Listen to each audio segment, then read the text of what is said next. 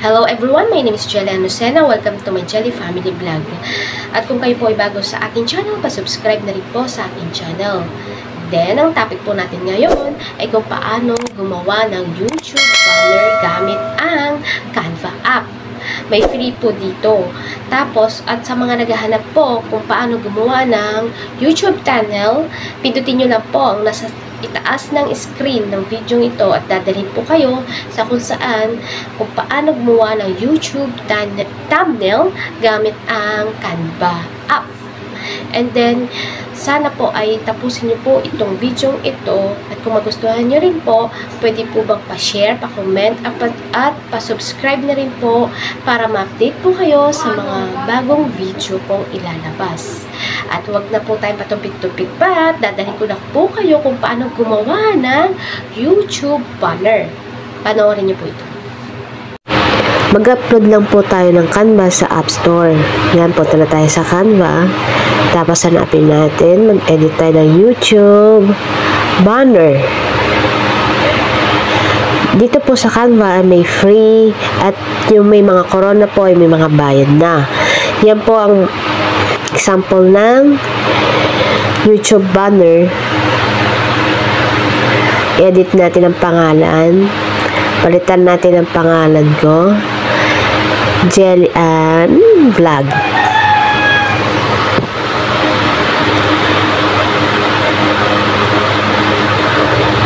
Jelly Ann Vlog. Tapos yung isa,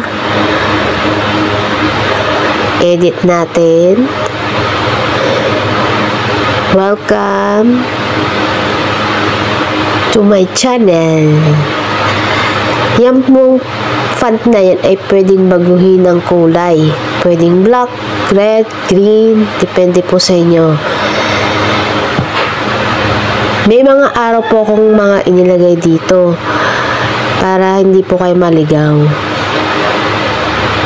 Kung ano lang po ang mga na likha ko dito ay yun lang din po ang itinuturo ng araw niyan. Pero maraming mga magaganda dito sa Canva na pwedeng gamitin. Ayan, pwedeng baguhin ng kulay. Kulay gray. Ayan, sa element na naman tayo. Sulat na, i-edit natin frame. Maghanap na naman tayo.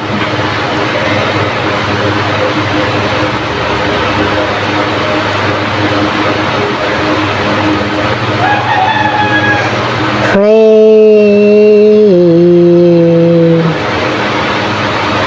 Yan, may nahanap na naman. O, isa pa. Para mas lalong gumanda.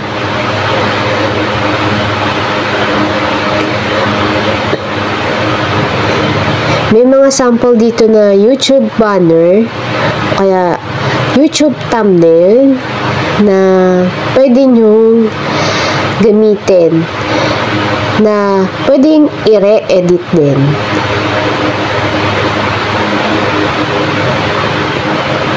Ayun. Bahin natin ang kulay. Pwede rin siyang baguhin.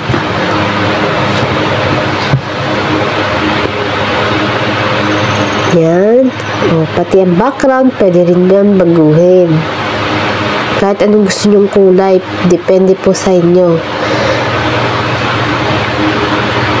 Pindutin na naman elements. Hanap tayo ulit para mas lalong bongga.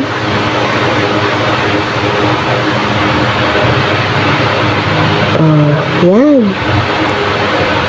Lagyan natin dyan.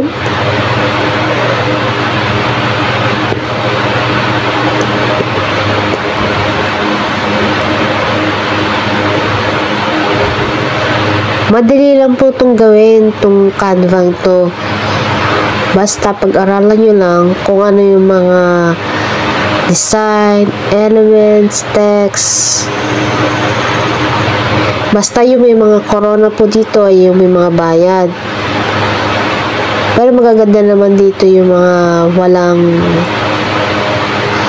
bayad. O, dito tayo sa lines. Hanap tayo ng lines. Sa elements din po siya makikita. Oh, ang dami niyan. Ayan, nasa lines tayo. Ang ganda na.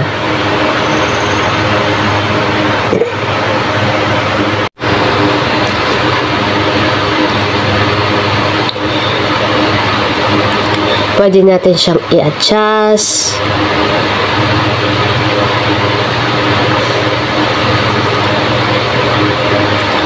Yan, ito na naman tayo sa color. Dito tayo muna sa elements. Uli. Para mas lang umanta, dito tayo sa lines. Sa may graphics. Ayan, mga magaganda yan. Kung i-explore nyo lang po itong Canva, mafe-feel nyo po na mas maganda siyang gamitin para sa pag-vlog.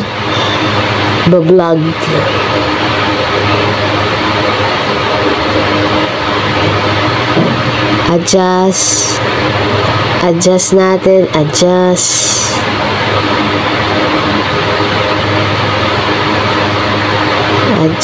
Punta naman sa elements ulit.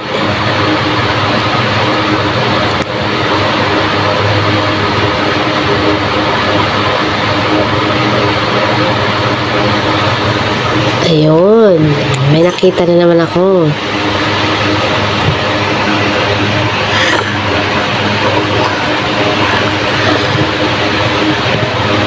Pwede rin po kayo dito mag-upload ng pictures kung gusto nyong lagyan.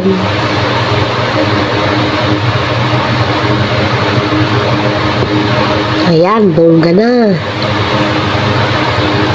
Yan, save na natin.